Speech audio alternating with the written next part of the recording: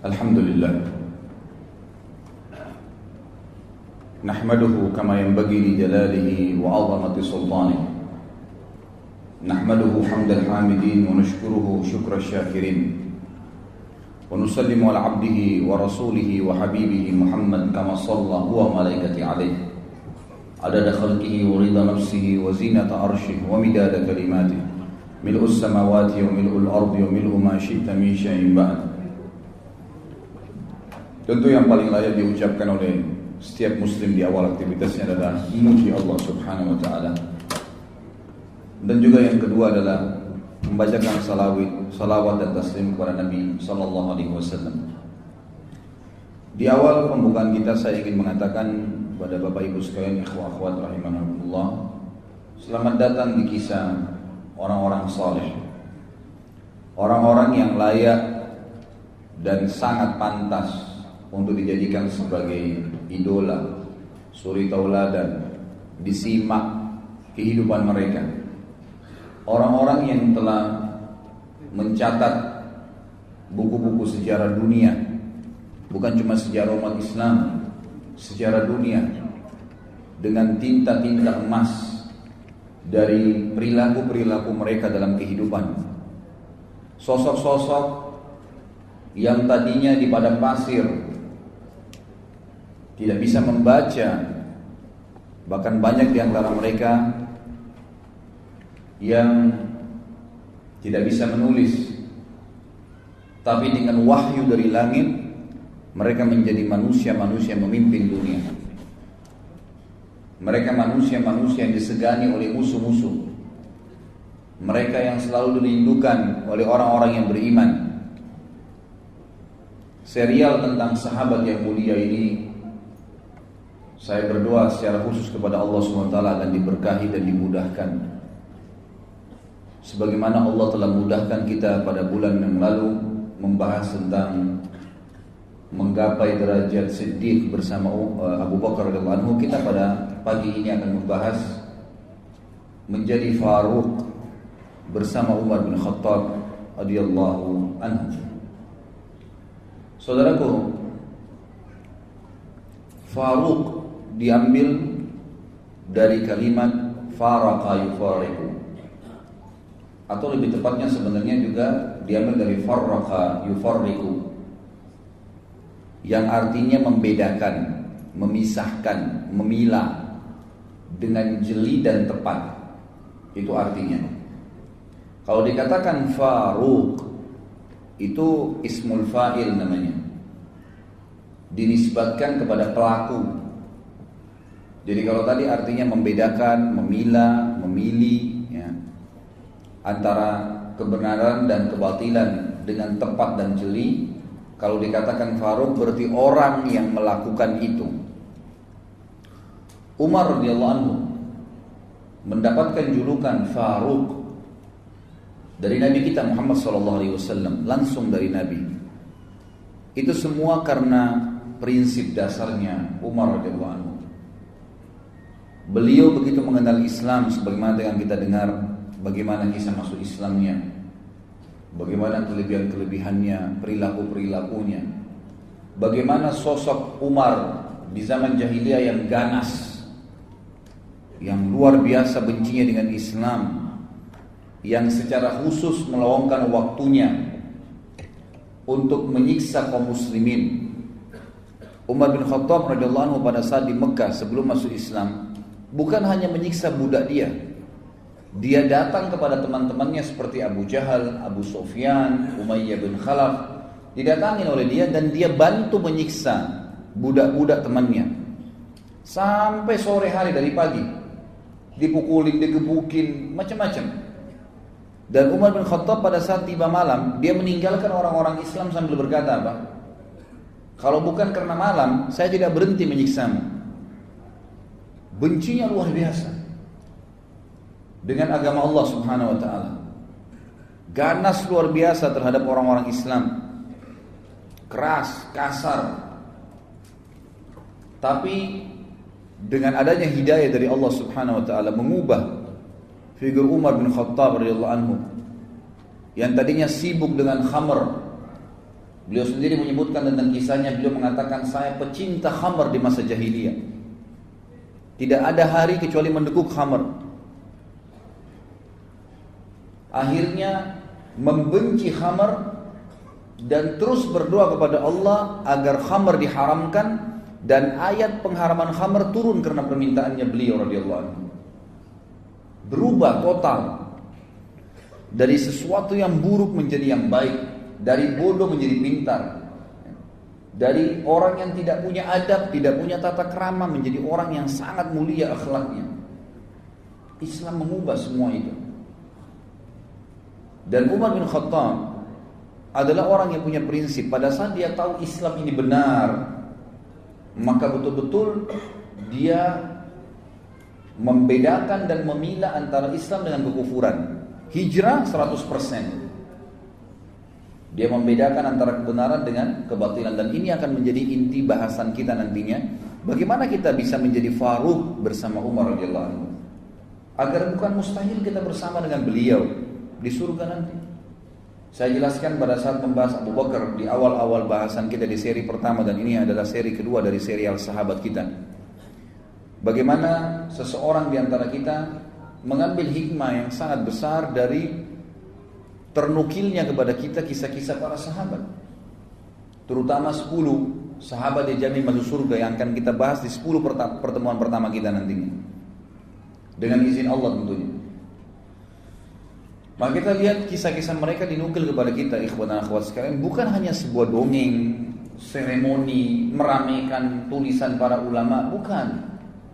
Agar setiap orang beriman di antara kita mengambil pelajaran dari kisah mereka. Bukan mustahil kita bisa menjadi orang yang siddiq bersama Abu Bakar, bukan mustahil kita menjadi orang yang Faruq bersama Umar, dan akan bulan depan kita akan bahas membeli surga dengan harta bersama Uthman bin Affan radhiyallahu anhu majma'in.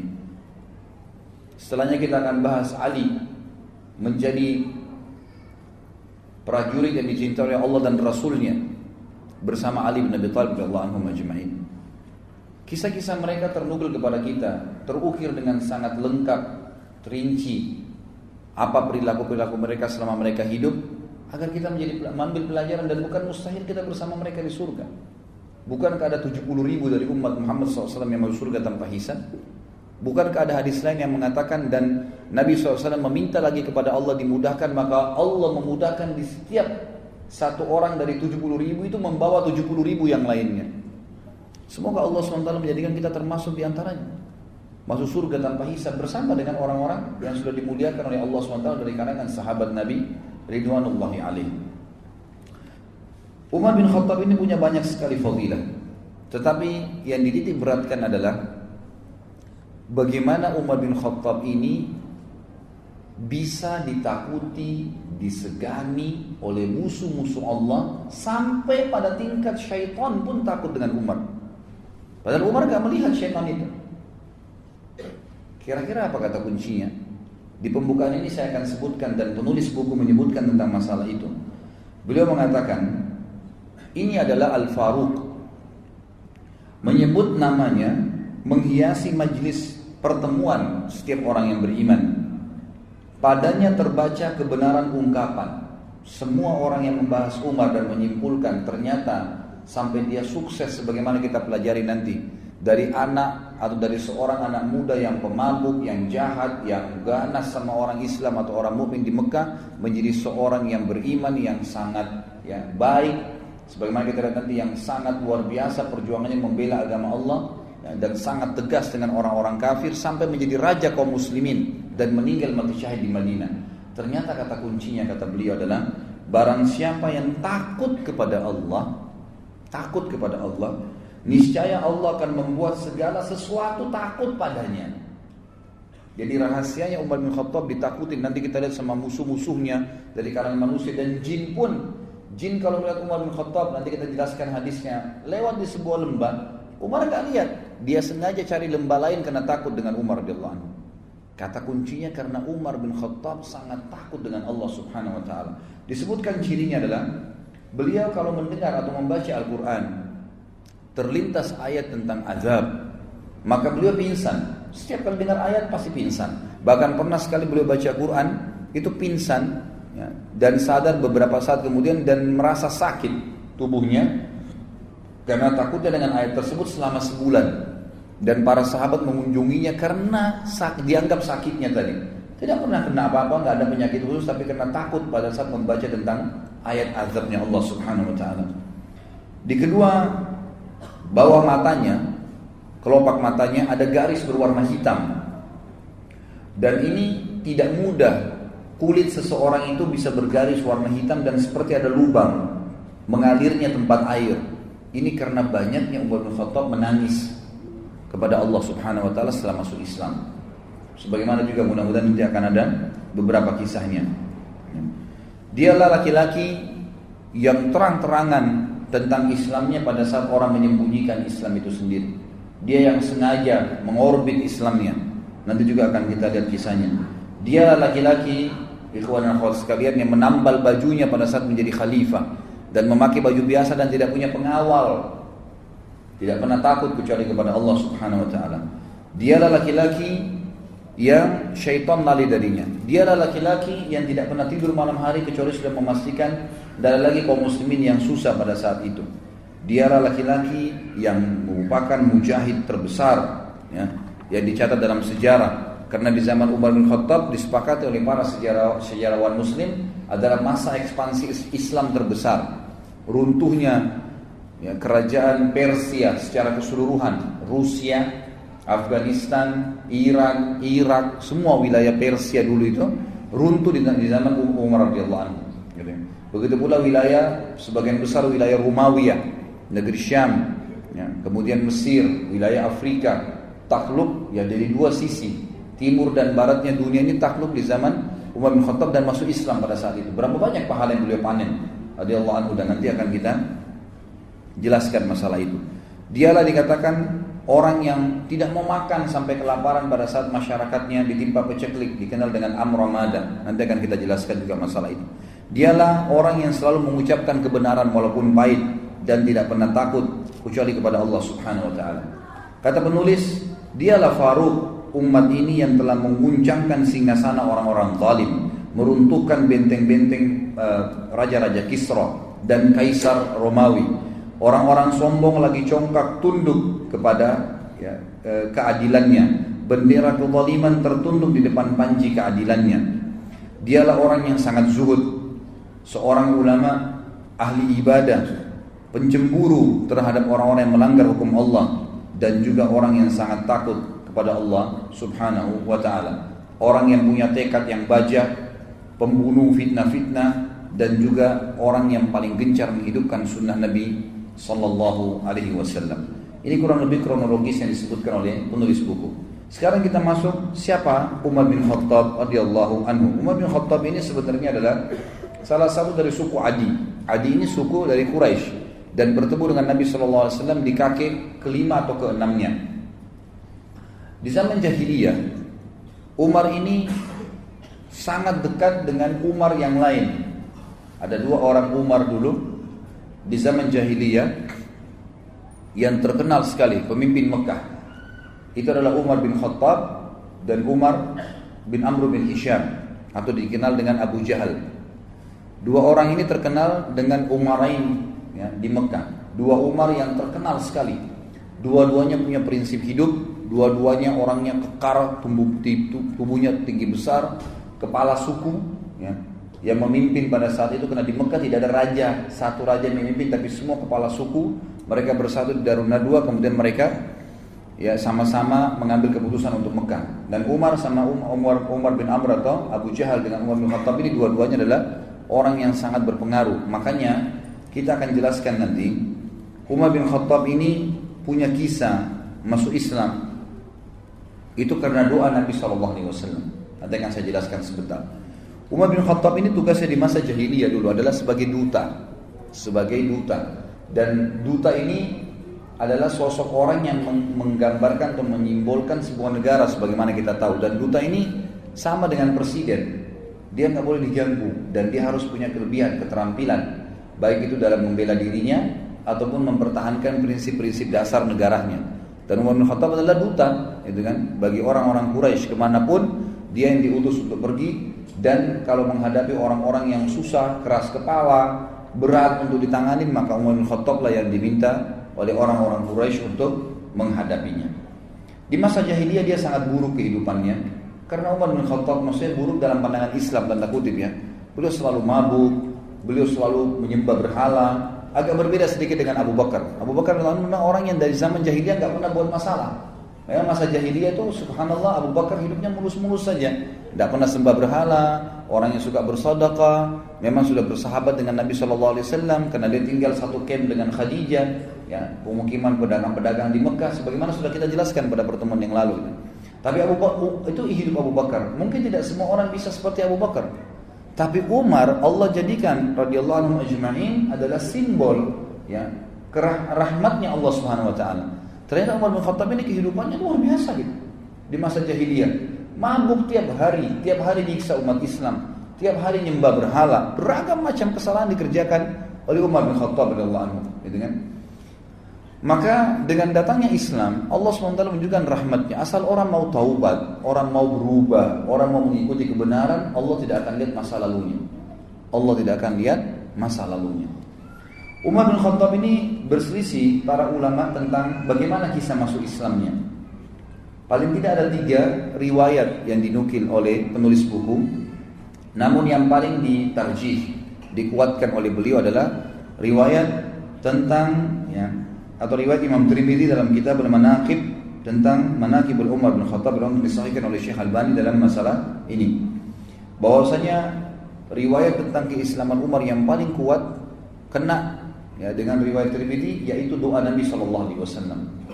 Waktu umat Islam terdesak, kewalahan di Mekah menghadapi musuh-musuh mereka, tiap hari disiksa, tiap hari dipukulin, ada yang dibunuh, nggak bisa melawan.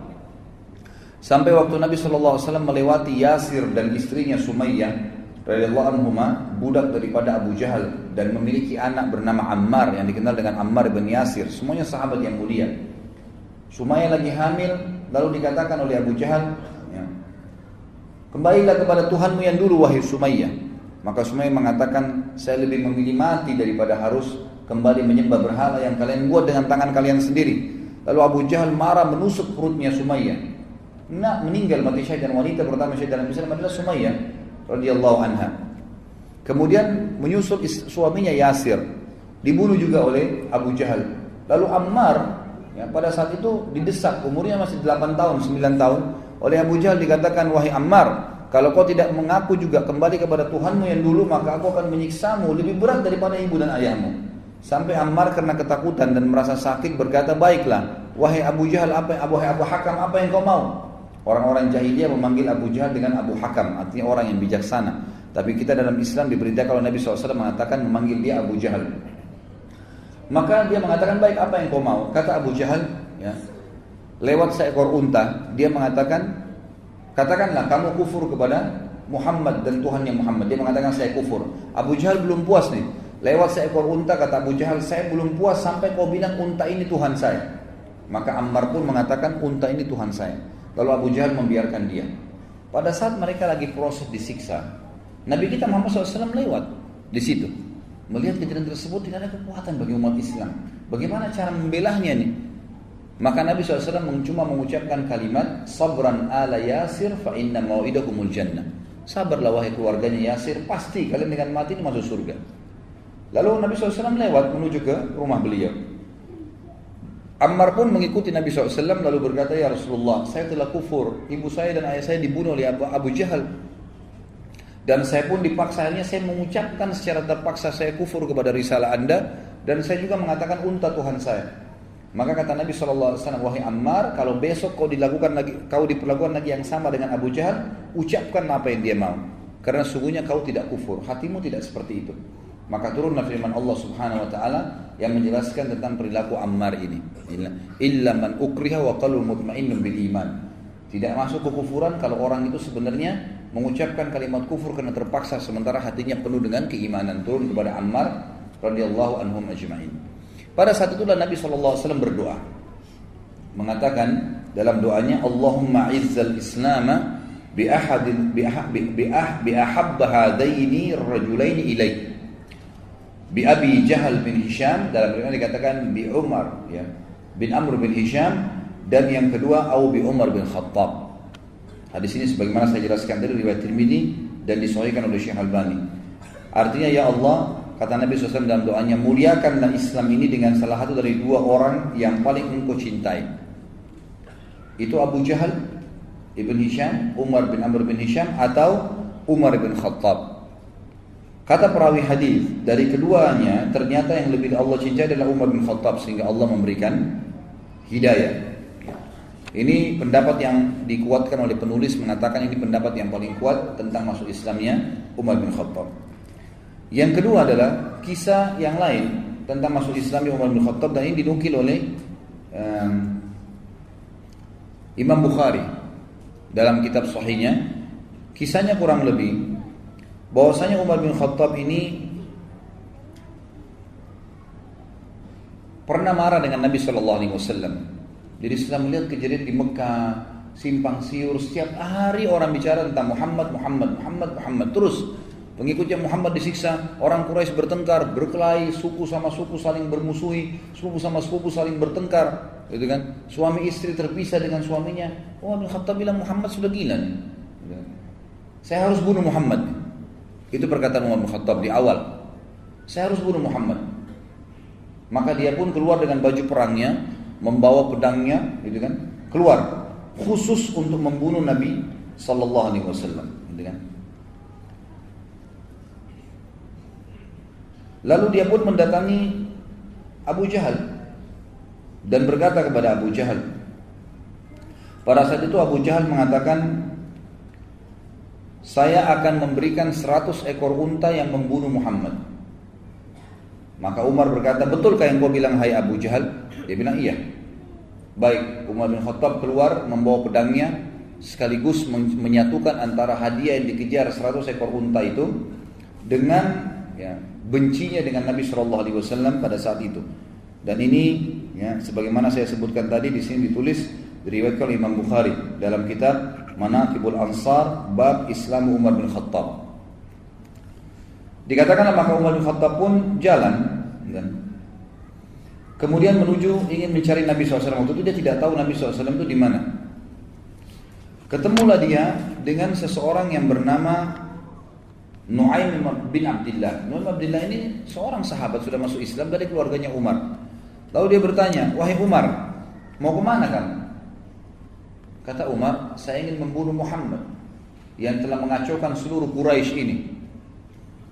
Kata Nu'aim waktu itu, dia khawatir Umar bin Khattab ini terkenal orangnya, kalau sudah ngambil prinsip mau membunuh, dia tidak akan pulang sampai dia membunuh atau dia yang dibunuh. Itu prinsip dasarnya. Selalu begitu di masa jahiliyah. Dan dia terkenal hampir sama kekuatan fisiknya sama Hamzah radhiyallahu anhum, ajma'in. Hamzah ini terkenal dulu kalau berburu di Mekah, itu berburu singa, harimau, dibunuh, berburu ya. Lalu kemudian dia pikul harimau atau singa sendiri di pundaknya. Karena kuatnya Hamzah radhiyallahu anhu. Dan Umar bin Khattab juga sama. Terkenal dua orang ini kalau berburu, berburunya bukan rusa, bukan kelinci, bukan kambing liar, unta, enggak, dia berburu singa, harimau, dibunuh sendiri kemudian dipikul di pundaknya masuk ke Mekah, dikulitin, dimakan sama dia. Jadi memang orang-orang yang sangat kuat secara fisik.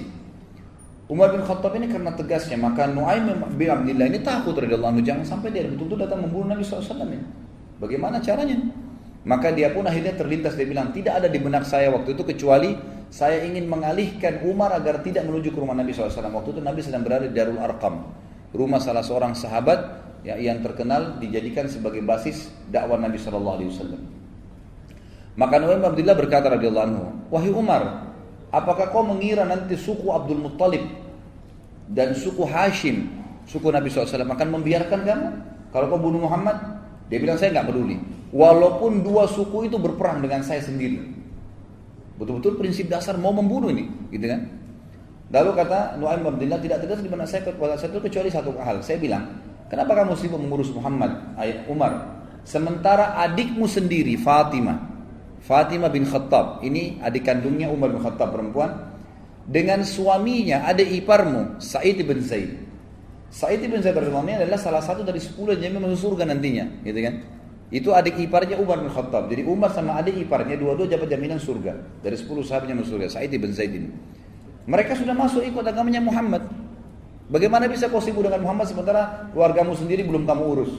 Maka Umar marah mengatakan, apakah benar Fatimah adikku sudah sabah, ya, artinya sudah keluar meninggalkan agama Tuhannya? Kata Nuaim, iya benar, silakan kau pastikan sendiri. Maka Umar bin Khattab waktu itu tidak tahu di mana Nabi SAW berada dan dia tahu rumah adiknya, dia menuju ke rumah adiknya. Jalan dari ke rumah adiknya. Tiba di rumah adiknya, ternyata adiknya Fatimah binti Khattab dan suaminya Sa'id bin Zaid sedang belajar Al-Quran dari seorang sahabat tadinya bekas budak yang dibebaskan oleh Abu Bakar, namanya Khabbab bin Arad. Khabbab bin Arad adalah guru Al-Quran, dia ajar mengaji lagi dengan ayat. Begitu mereka dengar suara langkah Umar bin Khattab, dalam beberapa athar dikatakan Umar ini saking badannya besar, kalau dia melangkah suara kakinya terdengar, maka didengar oleh Fatimah dan mereka tahu itu adalah langkah Umar, dengan suaranya juga dikenal dari Umar. Maka mereka pun menyembunyikan Khabbab bin Arad di kamar, kemudian menyembunyikan beberapa lembaran Al-Quran yang waktu itu masih tertulis di kulit-kulit unta. Lalu Umar mengetuk pintu, tidak dibukakan, lalu dia mendobrak pintu dan rubuh pintu itu. Kemudian dia berkata kepada Fatimah dan Sa'id, adiknya dan adik iparnya, apa tadi yang saya dengar itu? Apakah itu yang Muhammad ajarkan? Kata Fatimah, tidak ada sesuatu yang kau dengar. Apa yang kau dengar tadi? Lalu dia mengatakan, tadi saya dengar. Tidak usah kalian rahasiakan. Perlihatkan kepada saya itu. Waktu itu kebetulan lembaran Al-Quran dipegang oleh Fatimah. Lihat, disembunyi di belakang badannya tapi kelihatan. Umar mengatakan, pasti itu yang kamu pegang, berikan kepada saya. Fatimah nggak mau. Maka Umar menampar adiknya. Waktu ditampar keluar darah, jatuh.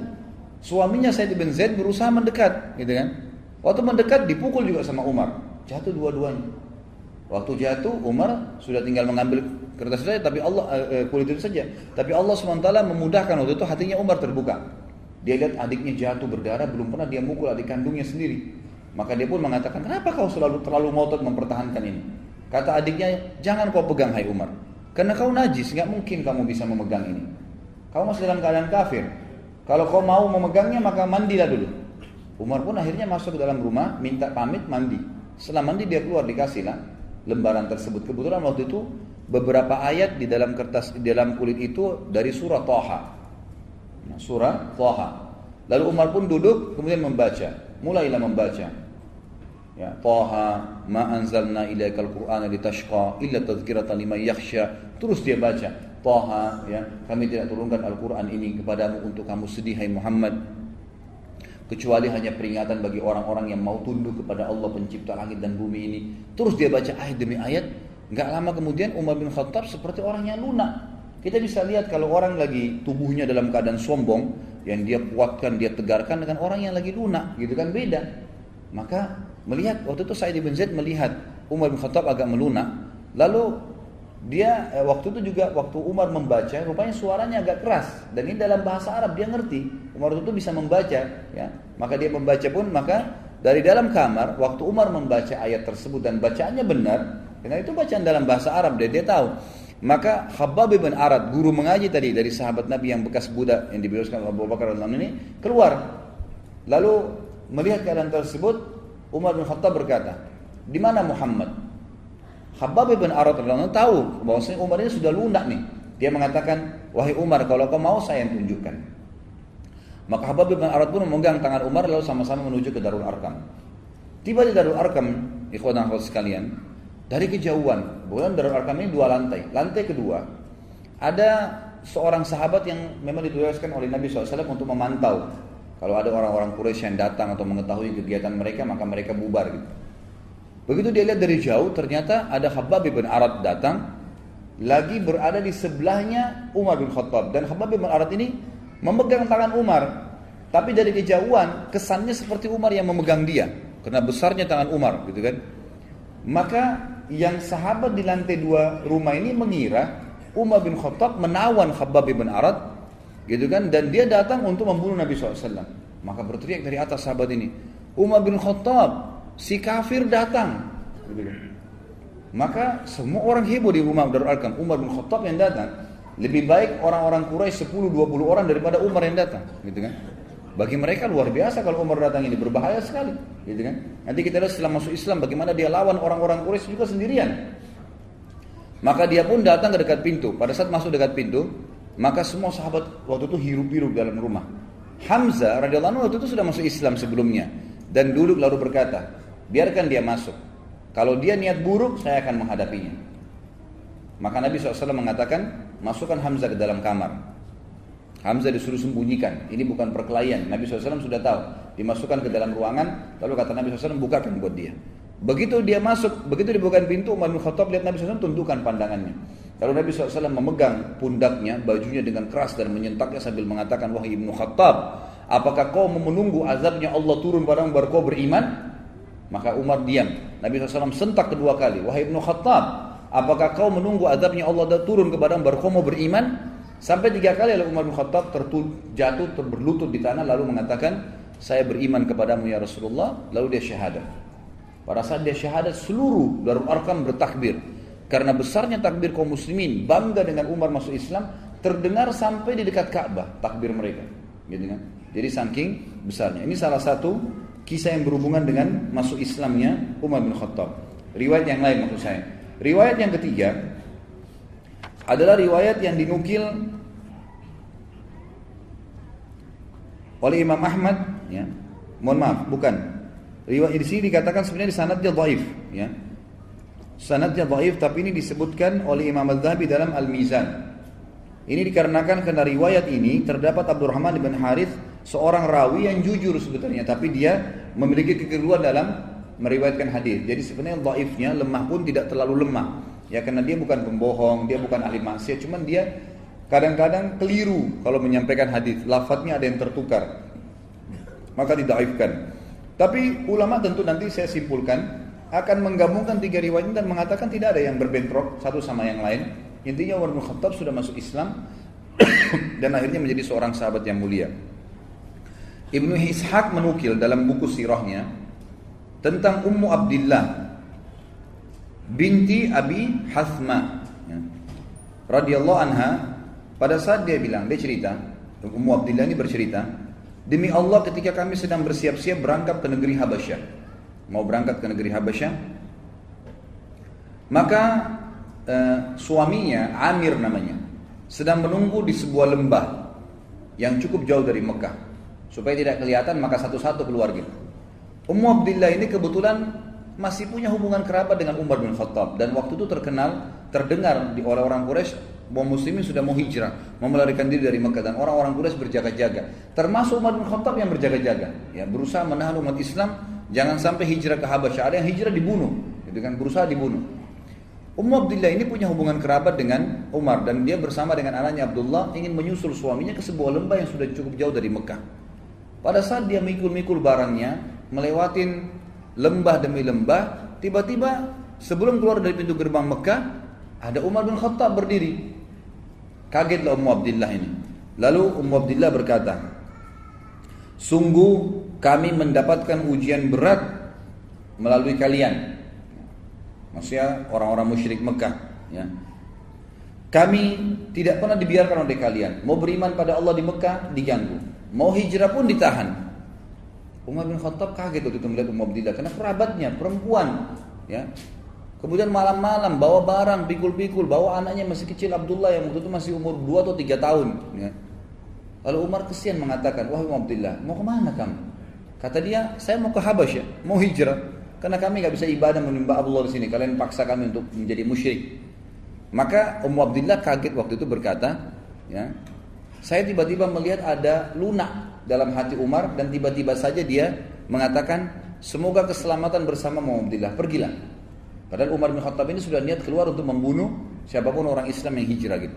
Pada saat bertemu Ummu Abdillah ini dengan suaminya di lembah yang sudah janjian di luar Mekah, tiba-tiba suaminya tanya, tadi Ummu Abdillah, ada enggak orang yang kau temuin dari Quraisy? Kata Ummu Abdillah, enggak ada, kecuali Umar, gitu kan. Kata suaminya, Umar bin Khattab itu musibah yang besar, gitu kan. Itu bahaya sekali kalau kau ketemu dengan dia.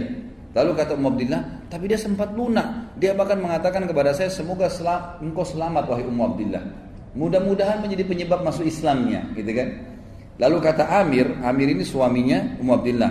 Dia mengatakan, orang yang engkau lihat tadi itu, Umar bin Khattab maksudnya, tidak akan pernah masuk Islam sebelum keledainya Al-Khattab masuk Islam. Jadi mustahil masuk Islam orang itu, gitu kan. Ini kata sahabat ini. Karena luar biasa Umar benci dengan Islam pada saat itu. Gitu kan? Jadi kalau seandainya orang yang kau lihat itu mau masuk Islam, mesti keledainya Khattab, keluarga Khattab, maksudnya keluarganya Umar semua, itu syahadat baru dia bisa syahadat tuh orang. Saking sulitnya gitu. Maka akhirnya di kisah ini disebutkan sampai di situ, dan akhirnya Umar bin Khattab benar masuk Islam, kemungkinan bisa saja dari doanya Ummu Abdillah tadi yang disebutkan. Ya. Jadi itu diantara riwayat yang dinukil kepada kita. Pertama tentang doa Nabi SAW, dan ini yang paling kuat. Yang kedua tentang adiknya Fatimah dan Sa'id bin Zaid radhiyallahu anhum ajma'in yang sudah masuk Islam sebelum lalu Umar membaca surah Thaha. Dan yang ketiga adalah tentang masalah kisah Ummu Abdillah. Ada riwayat yang lain juga dinukil oleh sebagian ya, ulama, dan dinukil juga oleh beliau di sini, adalah Umar bin Khattab pernah bercerita sendiri.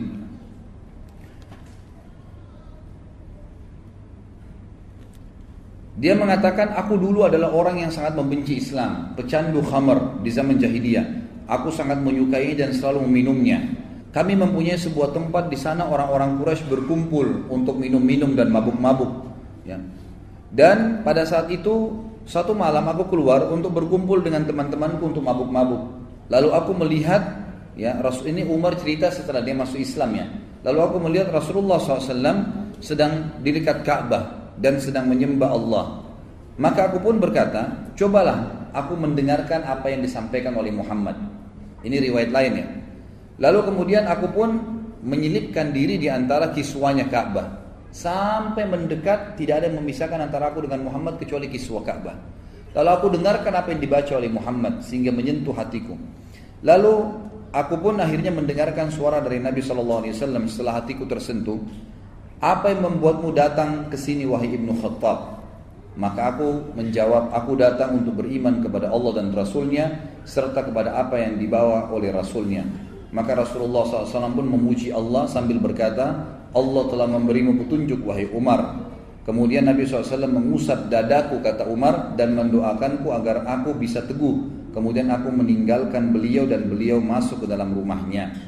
Ini dinukil oleh beliau di footnote nomor 15, dikatakan diriwayatkan oleh Atha dan Mujahid tentang Islamnya Umar. Ibnu Ishaq juga menyebutkan di dalam buku sirahnya bahwasanya Abdullah bin Abi Najih al-Makki menyampaikan kepadaku dari Ishaq. Dan sanadnya ini mursal, tapi memiliki penguat-penguat dari riwayat-riwayat yang lain. Ringkas cerita adalah Umar bin Khattab dari 4 riwayat, jadi bukan 3 tadi, 4 riwayat ini ya semua dinukil bahwasanya bagaimana beliau masuk Islam. Terlepas daripada itu, kata ahli sejarah dan penulis buku secara khusus mengatakan ini ya, kalau kita mau gabungkan semua riwayat, tetap riwayat yang paling kuat tadi adalah riwayat yang menceritakan dari doa Nabi SAW. Memang kalau doa Nabi maka semua jadi penyebab beliau akhirnya masuk Islam, dan kasuistik tadi yang lainnya semua karena penyebab beliau masuk Islam saja. Lalu kita masuk setelah masuk Islam. Pada saat Umar bin Khattab mengucapkan syahadat, maka yang paling pertama dia lakukan 2 hal. Ya. Begitu dia syahadat depan Nabi SAW, dia melakukan 2 hal. Yang pertama adalah dia langsung bertanya, kata Ibnu Umar radhiyallahu anhu dalam riwayat yang sahih, riwayat Imam Bukhari, disebutkan bahwasanya pada saat Umar bin Khattab masuk Islam syahadat, dia menanyakan kepada para sahabat, siapakah di antara orang-orang Quraisy yang paling tidak bisa pegang amanah? Lisannya langsung suka gosipin orang. Kata beberapa sahabat di sebelah Umar, Jamil bin Muammir. Ada seseorang yang bernama Jamil bin Muammir. Coba temuin dia, orang ini mengatakan itu namanya Jamil bin Muammir. Lalu Umar bin Khattab mengatakan di mana dia? Kata sebagian orang di dekat Ka'bah. Ibnu Umar yang menukir riwayat ini mengatakan, saya lalu mengikuti ayah saya. Pada saat menemui ya, Jamil bin Muammir ini lagi duduk depan Ka'bah, ayahku pun mendekati sambil berkata, wahai Jamil, apakah kau belum tahu apa yang terjadi dengan saya? Kata Jamil, tidak. Ada apa wahai Ibnu Khattab? Lalu kata Umar, saya sudah menjadi pengikut Muhammad, gitu kan? Lalu kata Abdullah bin Umar, belum sempat Umar bin Khattab, ayah saya masih mau ceritain nih bagaimana masuk Islamnya. Jamil bin Muammir ini memang tukang gosip yang super, gitu kan? Sampai dia bilang belum dengar ceritanya apa, berdiri langsung menuju ke dekat Ka'bah, ya tanpa melihat wajah ayah saya sedikit pun, lalu berkata dekat Ka'bah, Umar bin Khattab telah murtad, telah sabak itu menyembah selain Allah, selain Tuhan-Tuhan mereka. Maka orang-orang Quraisy pun datang dan akhirnya mengeroyoki Umar. Ya, mengeroyok Umar. Waktu Umar ditanya oleh orang Quraisy sebelum dikeroyokin, wahai Umar, apa kau sudah sabak? Sabak itu berarti sudah murtad dari agama kita, menyembah selain berhala-berhala yang kami sembah. Kata Umar, tidak, saya enggak sabak, saya enggak murtad, tapi saya sudah asyhadu an la ilaha illallah wa anna muhammadar rasulullah. Malah dia syahadat depan mereka, gitu kan. Maka dalam riwayatnya dikatakan Umar bin Khattab pun dikeroyokin oleh orang-orang Quraisy. Riwayat yang ini riwayat menjelaskan, maka Umar pun dikeroyokin orang Quraisy, lalu dia berkelahi sama mereka dari pagi itu sampai sore. Sendirian dia lawan, gitu kan. Pada saat Umar bin Khattab capek, letih, ada dua riwayat di sini. Riwayat yang pertama menjelaskan, khusus masalah riwayat yang pertama ya. Nah, nanti riwayat yang kedua tentang bagaimana setelah dia masuk Islam, apa perilakunya. Ini masih riwayat yang pertama, tapi khusus masalah pada saat dia dikeroyokin ada dua riwayat lagi. Di sini menjelaskan. Riwayat yang pertama adalah Umar bin Khattab berkelahi sampai dia lelah.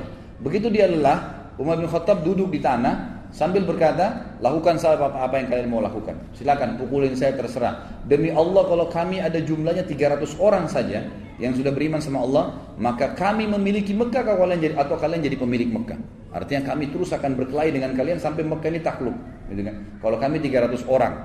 Riwayat yang lain mengatakan, waktu Umar bin Khattab letih, Umar bin Khattab balik melihat siapa di antara yang sedang keroyokin dia yang berkelahi ini, pemimpinnya Quraisy. Ada ditemukan ada satu pimpinan Quraisy, waktu itu tidak disebutkan namanya, dipegang ya badannya sama Umar, ditidurkan di tanah, lalu sama Umar ditusuk matanya. Umar bilang, kalau kau tidak suruh, jadi Umar lagi digebukin nih, tapi orang itu di bawahnya Umar tusuk matanya. Umar bilang, kalau kau tidak berhentikan mereka, matamu akan saya butakan. Maka dia pun teriak, lepaskan Umar sudah gila mau butain mata saya gitu. Akhirnya orang-orang pada tinggalin Umar waktu itu. Itu riwayat yang berhubungan dengan masalah waktu dikeroyokin. Riwayat yang lain menjelaskan, tapi ini riwayat sebenarnya yang pertama lebih kuat, ya, karena diriwayatkan oleh Imam Bukhari. Kalau ini riwayat lebih hasan, yang diriwayatkan hasan ada sebagian mendhaifkannya. Tapi yang jelas riwayatnya juga dipegangi oleh sebagian ahli sejarah karena penguat dia. Waktu Umar bin Khattab masuk Islam, dia berkata kepada Nabi SAW, ya Rasulullah, bukankah kita dalam keadaan benar? Ini baru syahadat nih, belum belajar banyak hukum, gitu kan? Apakah kita, bukankah dalam keadaan benar? Kata Nabi SAW, benar. Bukankah orang Quraisy dalam keadaan salah, batil, menyembah berhala, salah? Karena tadi sebelumnya dia sudah menyembah berhala, gitu kan? Kata Nabi SAW, benar. Kata Nabi SAW, kalau kata Umar, kalau begitu kenapa kita tinggal ya Rasulullah? Ayo kita perangin aja, gitu kan? Padahal ini masih baru berapa belas orang, gitu kan? Maka Nabi SAW waktu itu mengatakan, sabarlah wahai Ibnu Khattab, sesungguhnya Allah belum perintahkan itu padaku. Jadi ini riwayat yang lain tentang perilaku Umar bin Khattab pada saat dia masuk Islam. Penulis buku di sini langsung pindah ke kisah, bukan lagi di Mekah. Karena di Mekah tidak terlalu banyak kisahnya Umar bin Khattab radhiyallahu anhu, tapi kita masuk ke kisah lebih banyak nanti bagaimana dia setelah masuk Islam, bagaimana pada saat dia hijrah, dimulai dengan pada saat hijrah, bagaimana pada saat hidup di Madinah, peperangan-peperangan yang dia hadiri bersama Nabi SAW, janji-janji Nabi SAW kepada diri beliau pribadi, kemudian juga apa perilaku beliau pada saat beliau jadi khalifah. Itu akan banyak fokus di situ. Pada saat Umar bin Khattab akan hijrah, di sini ditulis oleh beliau, hijrah yang merendahkan martabat orang-orang musyrik. Dinukil dalam sebuah riwayat, ya, riwayat disebutkan oleh Imam Tirmidzi, ini disebutkan oleh Ibnu Athir dalam Usudul Ghaba, dan ini dengan sanad yang sahih, ya. Dan khabar ini juga dikatakan disebutkan dalam buku Ar-Riyadun Nadhirin atau Ar-Riyadun Nadhirah, ya. Ini disebutkan juga dengan riwayat-riwayat yang sahih bahwasanya Umar bin Khattab pada saat akan hijrah ke Madinah, maka Ibnu Abbas meriwayatkan, Ibnu Abbas berkata, aku telah mendengarkan Ali bin Abi Thalib menceritakan, kata Ali, aku tidak mengetahui seorang laki-laki dari kaum muhajirin yang berhijrah melainkan dia melakukan dengan sembunyi-sembunyi kecuali Umar bin Khattab. Dan subhanallah, nanti kita lihat banyak sekali kelebihan Umar bin Khattab. Itu yang sebutin adalah Ali bin Abi Thalib. Yang justru riwayat-riwayat ini anehnya kenapa tersembunyi dari teman-teman orang-orang kita Syiah ini, yang semoga Allah berikan hidayah, gitu kan? Kenapa mereka tidak merenungi masalah ini gitu? Malah terbalik, mereka menganggap kayak membenci, ya, atau ahli sunnah ini membenci Ali. Padahal kita menghormati Ali radhiyallahu anhu, dan Ali ini adalah mertua Nabi, mertua Umar bin Khattab di akhir hidupnya Umar bin Khattab. Sebagaimana kita tahu, Umar bin Khattab nanti di akhir hidupnya menikah dengan Ummu Kalthum, adiknya Hasan dan Husain, dan Umar bin Khattab meninggal di paha, ya, Ummu Kalthum itu sendiri. Ali di sini menukil, mengatakan, memuji Umar bin Khattab, berkata, saya, ya, Atau aku tidak mengetahui seorang laki-laki dari muhajirin yang berhijrah ke Madinah, melainkan dia melakukan dengan sembunyi-sembunyi kecuali Umar bin Khattab. Ketika hendak berhijrah, dia mengambil pedangnya, menyiapkan busurnya, menenteng beberapa anak panah di tangannya, dan memegang tombak pendeknya. Jadi orang siap perang, gitu kan? Pedangnya ada, busurnya, anak panahnya, dan tombak kecil di tangan kirinya. Lalu dia menuju ke Ka'bah. Sementara para petinggi Quraisy sedang berada di halamannya. Dia tawaf di Ka'bah 7 putaran dengan tenang, lalu mendatangi makam Ibrahim dan sholat 2 rakaat. Kemudian dia berdiri di hadapan mereka satu persatu dengan berkata, jadi setelah tawaf menghadap ke orang-orang Quraisy, ini yang banyak puluhan jumlahnya, dia menghadap lalu dia berkata, wajah-wajah buruk Allah tidak menghinakan kecuali hidung-hidung ini. Ini bahasa Arab biasanya mengatakan, sungguh kalian orang yang paling buruk di muka bumi. Dia bahasanya begitu. Siapa yang ingin ibunya meratap karena anaknya mati, atau anaknya menjadi yatim karena kehilangan ayah, dan menjadikan istrinya sebagai janda, hendaklah dia menemui aku di balik lembah ini karena aku mau hijrah sekarang. Jadi dia tantang. Jadi bahasanya bukan bilang saya mau hijrah, siapa yang mau lawan saya silakan, enggak. Dia berikan kalimat-kalimat yang menantang sekalian. Jadi pasti mati deh. Kamu mati atau saya mati? Itu bahasanya gitu kan. Siapa yang mau anaknya jadi yatim, orang tuanya kehilangan anak, istrinya jadi janda, temuin saya di belakang lembah ini. Saya mau hijrah ke Madinah. Kata Ali radhiyallahu anhu, tidak seorang pun yang mengikutinya kecuali orang-orang yang lemah yang telah diberi pelajaran dan bimbingan olehnya. Lalu dia berangkat kepada apa yang dia inginkan. Ini sebagaimana tadi disebutkan, sudah saya sebutkan riwayatnya. Jadi Umar bin Khattab ini satu-satunya orang yang hijrah dengan kemuliaan. Orang Quraisy nggak ada yang berani sama sekali yang menahan Umar bin Khattab pada saat itu, sementara yang lainnya semuanya sembunyi-sembunyi. Baik, mari kita dengar ikhwan dan akhwat sekalian beberapa manaqib. Manaqib ini kayak fadilahnya lah, ya, kelebihannya Umar bin Khattab yang disampaikan oleh Nabi sallallahu alaihi wasallam. Yang pertama adalah hadis yang sahih riwayat Imam Tirmidzi. Itu disebutkan di footnote nomor 19, di mana Nabi sallallahu alaihi wasallam pernah bersabda kepada para sahabat, "Ni'mar rajulu Abu Bakar wa ni'mar rajulu Umar."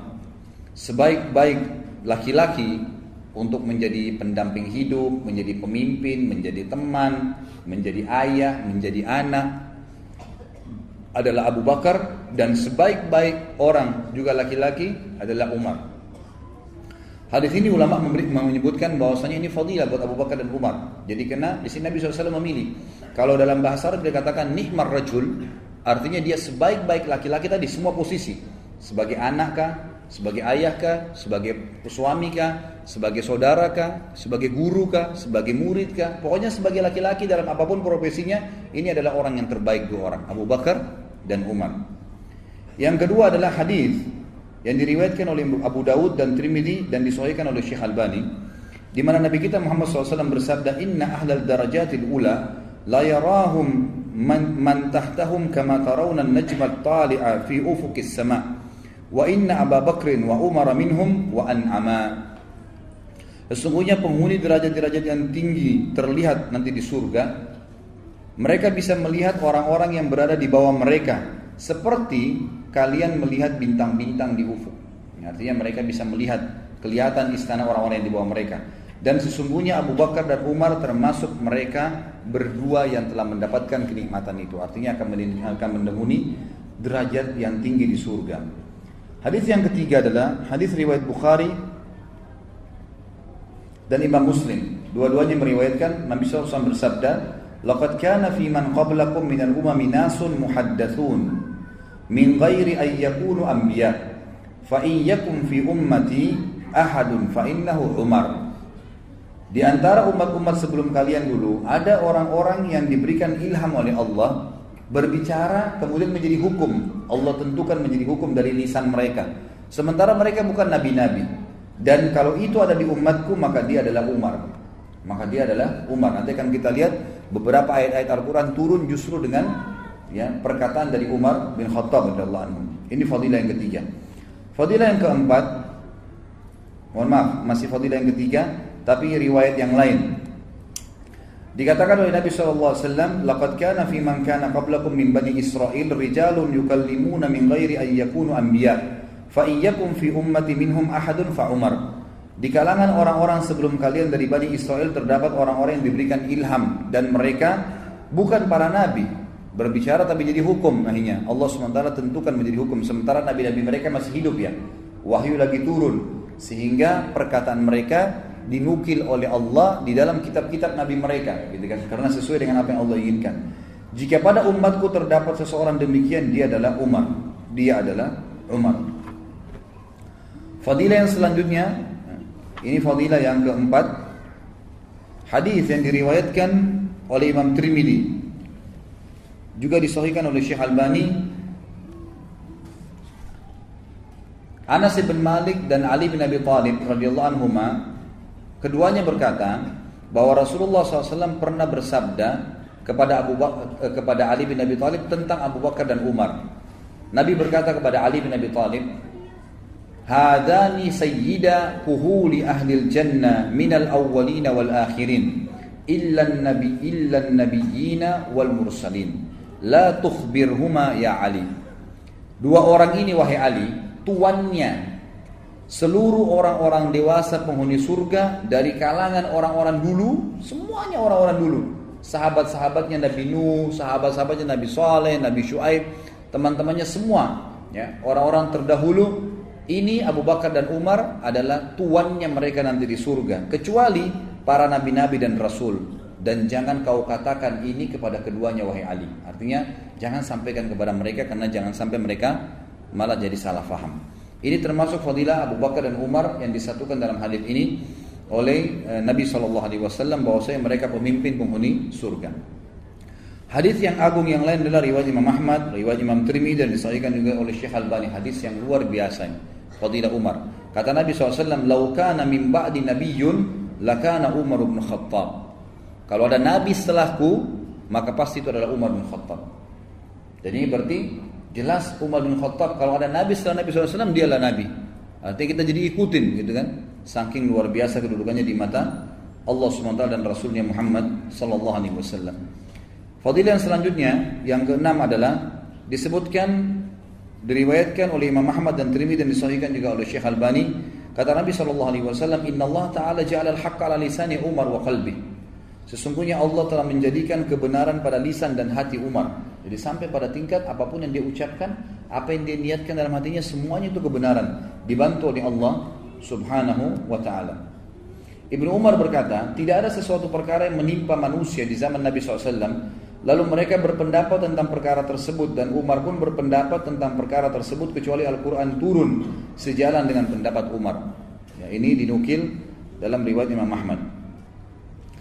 Kemudian juga Tariq ibn Shihab, ini salah satu ulama tabi'in yang masyhur ya, belajar dari para sahabat, berkata, kami berbicara di antara semua tabi'in, waktu itu Umar masih hidup, bahwasanya ada malaikat yang berbicara melalui lisan Umar bin Khattab. Jadi seperti apa yang diucapkan itu semua sesuai dengan syariat, nggak ada yang keluar dari situ. Ini sahih riwayat Imam Ahmad. Kemudian disebutkan juga dalam fadilah yang ketujuh, ya. Fadilah yang masyhur dalam hadis ya. Kalau tadi Abdullah bin Umar itu dan Tariq bin Shihab itu pujian mereka. Tapi sini hadisnya adalah fadilah yang ketujuh. Nabi SAW pernah melihat Umar bin Khattab dalam hadis riwayat Ahmad dan Abdul Razzaq dan dihasankan oleh Syekh Albani.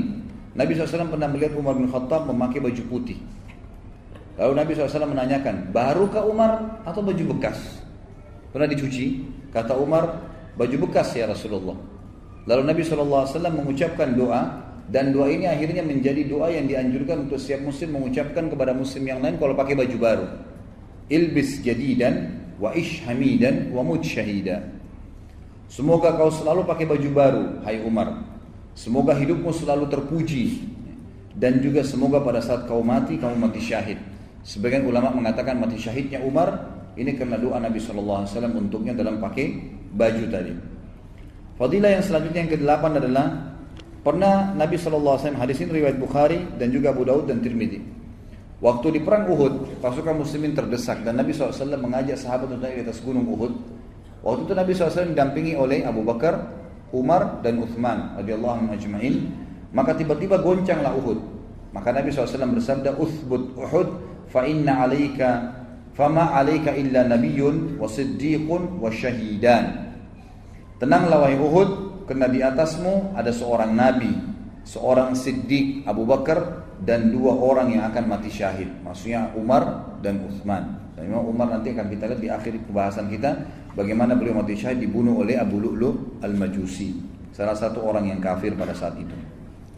Kemudian fadilah yang selanjutnya, saya tidak usah sebutkan nomornya, mungkin 9, yang ke-10 dan seterusnya, adalah pernah Nabi SAW menjelaskan di dalam hadis riwayat Imam Ahmad dan Imam Muslim juga Nasai dengan sanad yang sahih. Nabi SAW pernah bercerita tentang umat-umat sebelum kita gitu. Kata Nabi SAW, ketika seorang pengembala bersama domba-dombanya, datanglah seekor serigala mau mengambil domba. Lalu berhasil ditangkap sama dia. Berhasil serigala itu mengambil dombanya lalu pergi. Lalu si pengembala mengejarnya. Kemudian serigala itu berbicara mengatakan, kalau saya sudah memangsa seperti ini, kau tidak akan bisa mengambilnya. Kata si serigala dalam bahasa si pengembala. Sampai pengembalanya berhenti, gak jadi ngejar gitu kan. Kok bisa serigala ngomong? Lalu kata Nabi SAW, dan juga dari sisi lain ada seseorang yang sedang membajak, yang sedang menggunakan sapinya gitu kan.